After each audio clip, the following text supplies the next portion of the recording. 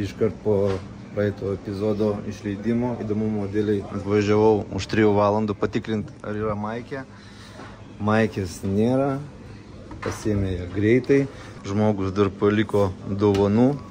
Tai ačiū tau, patagink įdomumo dėliai, kad sužinot, kas laimėjo.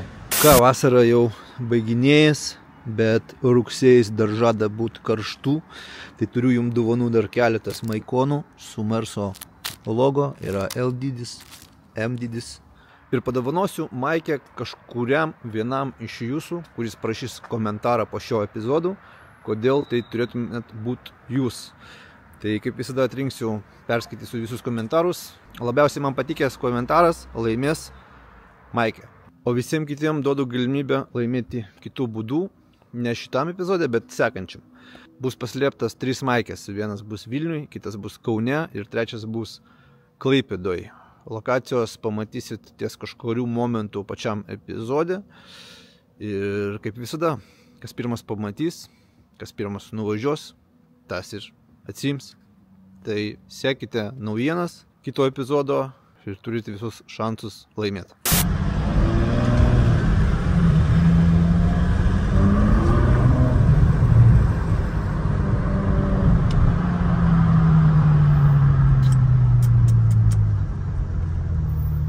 Ir vėl kameros nepasiėmiau su savim, kaip visada, kai kažkas gero atsitinka, kamera pagrindinė, ta didžiainė po ranka būna, tai tenka viską iš telefono filmuoti. Nepasiruošęs buvau išlindęs tiesiog lauką ir nežinau, kaip pas jūs, pas mane gyvenime kartais būna, kad eini sutinki draugą ir jis va, tau neplanuotai palieka Ferrari pasivažinėti.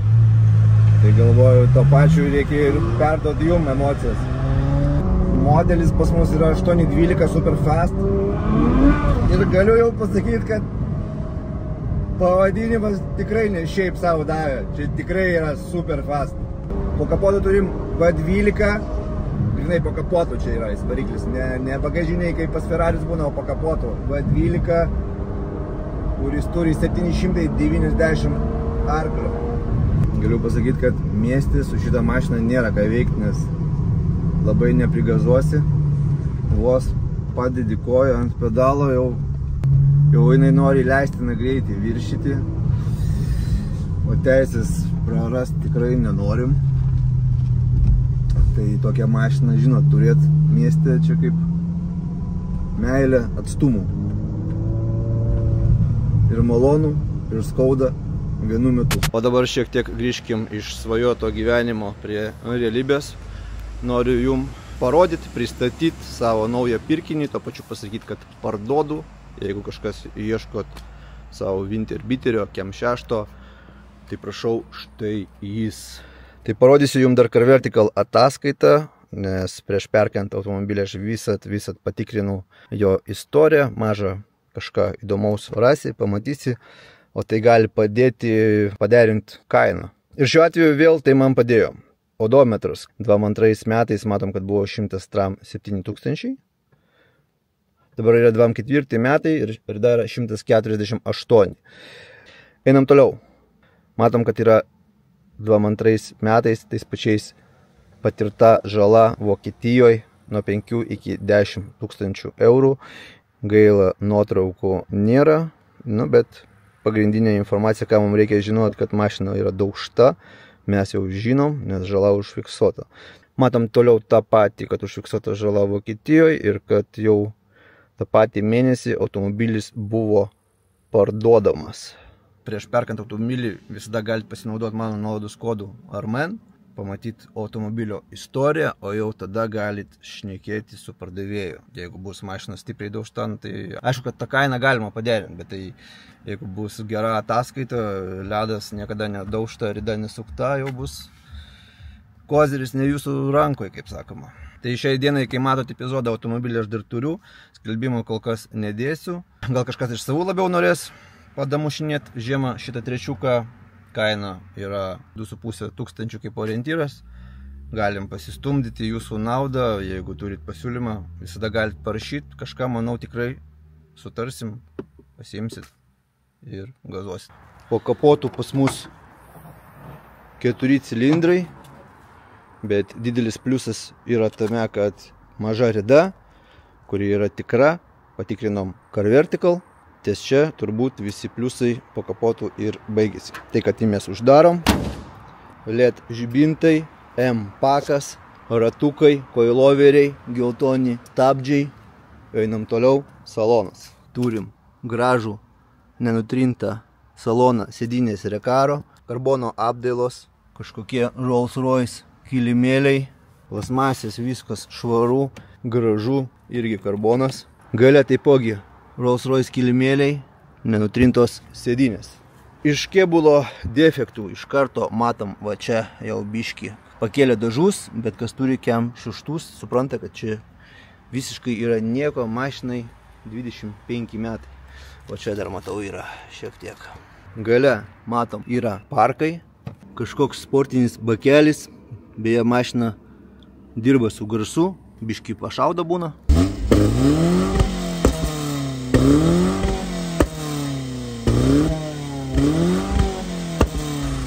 Naujas akumuliatorius.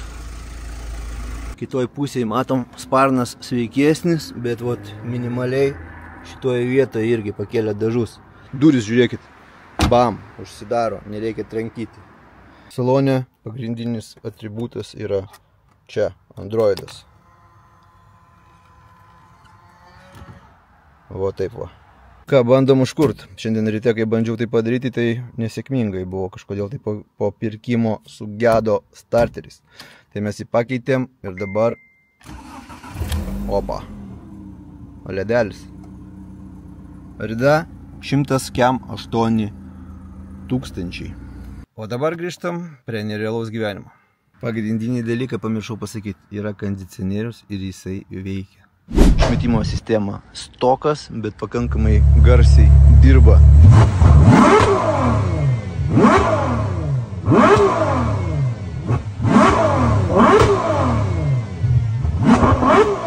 Savininkas sakė, dar modifikuos išmetimo sistemą, bet pagal mane jaučia garsiai, bet aišku bus dar žiauriau, tai aš tai tik tai už. Salonas žymiai yra didesnis negu pas kitus. Tiesiog sėdi viduje kaip kažkokiai Panameroj priekį atrodo. Stabdžiai kaip priklauso. Keramika, dideli suportai, priekį, po kapotu pas mus Mona Lisa. V12, 6,5 tūrio. Paveikslas tiesiog. Užsikūrimas kaip ir visuose naujose Ferrari, ne kažkur čia, o čia ant vairo. Lemputės užsidega, bam, užsikūrėm. Bėgiai, viskas taip pat, kaip kažkada pasakau, ir Lambo, ir Ferrari. Pirmin atgal, atbulinis čia po ranka, launčas yra oho. Nu gal nemėginsim, vis dėlto mašina ne mano, nerizikuosim. Čia iš tikrųjų nėra ką pasakoti, čia ir taip viskas aišku. Tiesiog vienintelį dalyką, ką reikia jum matyti, tai emocijas, kurias suteikia šitą mašiną.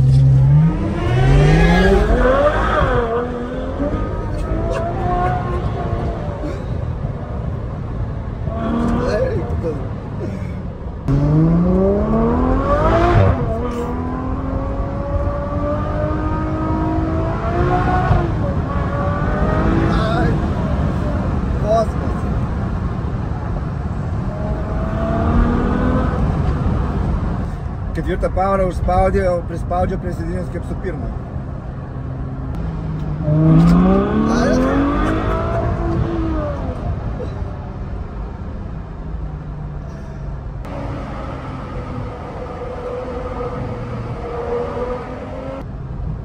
Nu kaip nesišypsotis, man pasakykit. Kaip nesišypsot, neįmanoma. Žodžiu, reikia važiuoti. statyti šitą aparatą į vietą, nes laiko tik klausimas, kada vairuotojo pažymėjimo atims su tokia mašina. Bet kad atims, tai paliubom. Tik laiko klausimas.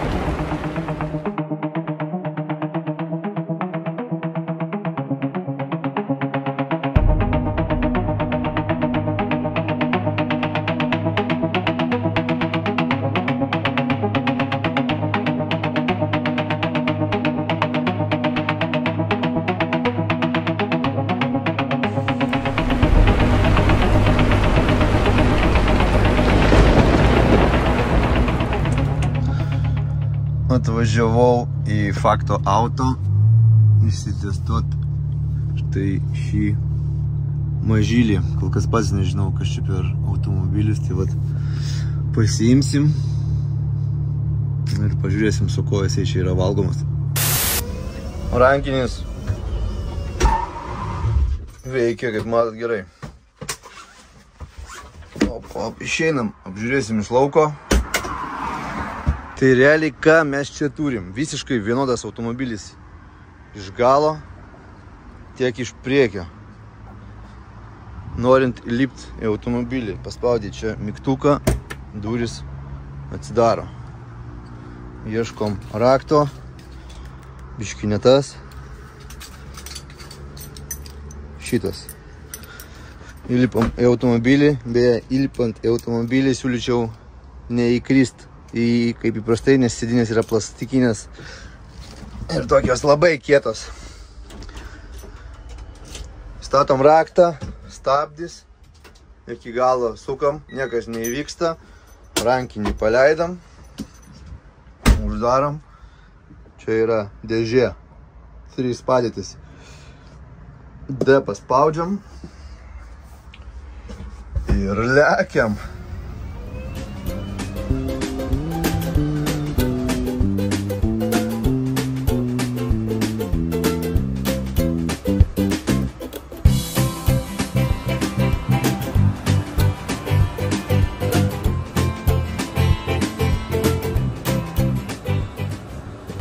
Maksimalus greitis yra Kem 5.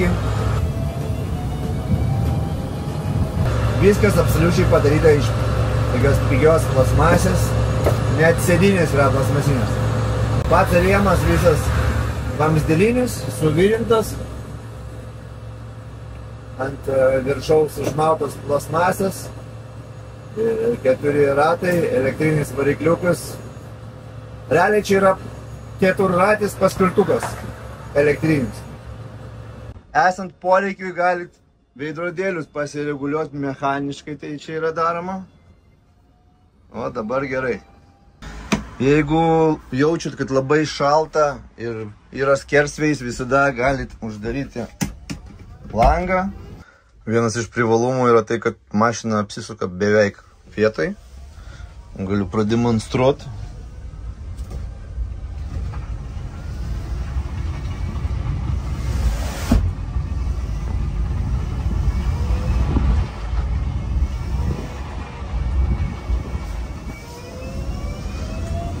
Aparatas nors ir negalingas, bet spoileriuką nusprendė palikti.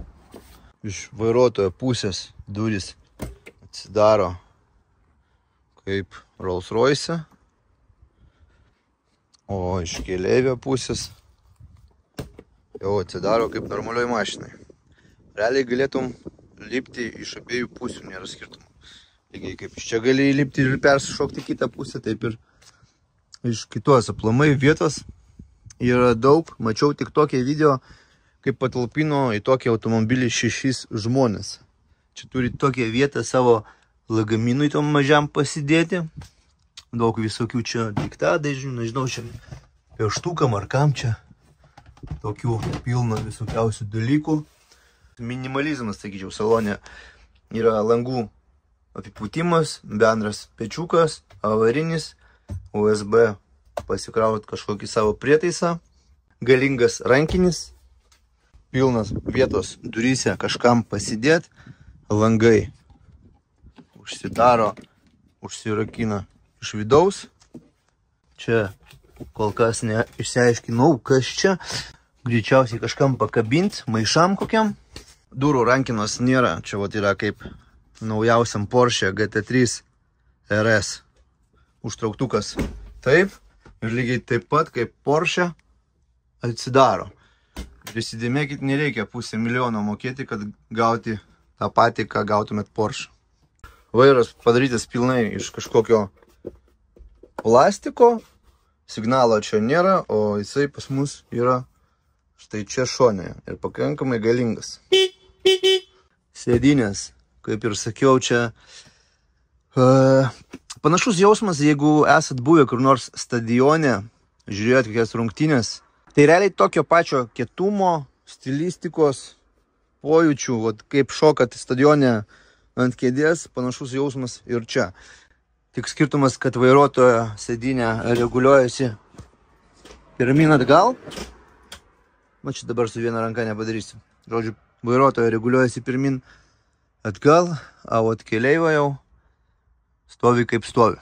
Iš privalumų sakyčiau dar panorama ir viskas. Matau, va yra Bluetooth'as. Nežinau, kur čia ir kaip pasijungti. Trūksta kandiškės. Tai realiai pilnos batarkės užtenka, kad pravažiuoti šiam 5 kilus. Maksimalus greitis yra kem 5, bet mačiau yra OBD fiškė. Ir įtariu kažkaip galima įsirašyti failiuką, kad važiuotų tikrai greičiau. Nežinau, kiek čia toliau dar galima eiti, ką čia galima išardyti, pažiūrėti. Kaip ir viskas čia, žinokit, ne per daugiausiai. Kaip sakoma, Citroenas tikrai moka stebinti žmonės savo įvairiausiais modeliais, kaip pavyzdžiui Citroen C4 ir visi kiti. Tai šitas modelis irgi patenka į tokį išskirtinesnių Citroenų sąrašiuką. Matai, kad nors per veidrodžius? Ne, bet jeigu pareguliuotum, matyčiau. Biškį nutolink. Ne, dabar į save. Dar biškį į save. O dabar gerai viskas, matau. Dabar čia jau kaip Lamborghini, žiūrėk, šuniukas. Nu, va, mums dar šito trūksta čia. Čia jau pasidėtume priekį. Bet kokie langai įdomus. Čia mūsų pėdas. Nežinau, pats pirmą dieną pasiėmiau pažiūrėti. Bandau įsiaiškinti, ar kas čia. Bet jūs ten dviese jo. Jo, dviese.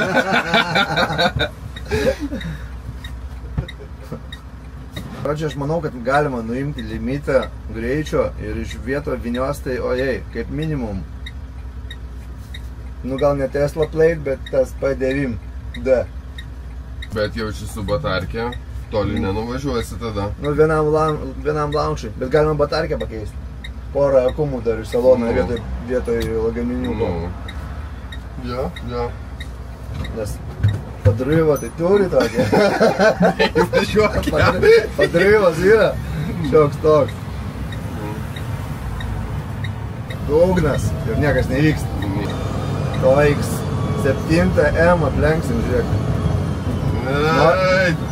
Net daug trūko. Noris nuo startą paimsi, pamatysi. O jeigu gazą su stabdžiu biškį palaikysiu, vyks kažkas?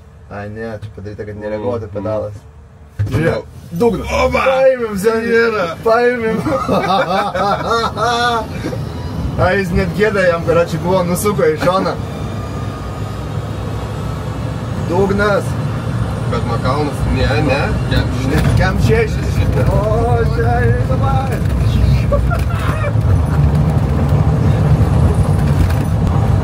Pirmą kartą centre dugnais varau. Žiūrėk, panašus aparatas irgi. Pasi irgi mopedas. Pasi Maxi. Visus lenkiam per šoną.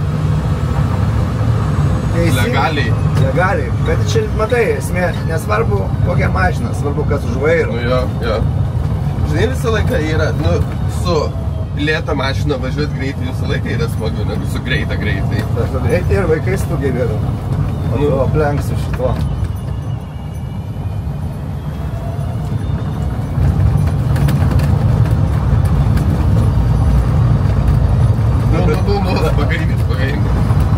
guldom ant šono. Ne, neguldom. Obliai.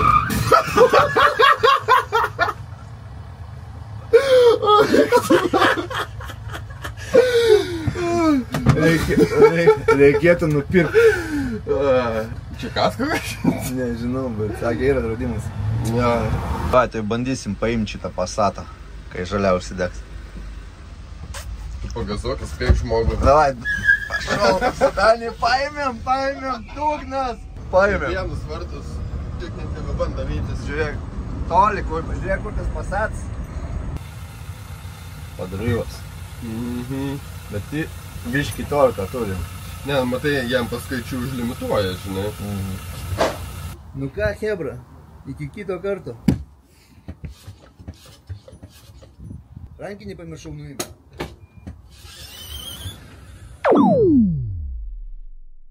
Žinokit, nekankinkit mano brolio. Broli ranką duok. Ačiū. Tik prisišnekėjau, kad ledinis kem 6. Jau kažkokios neaiškios problemos. Aiba.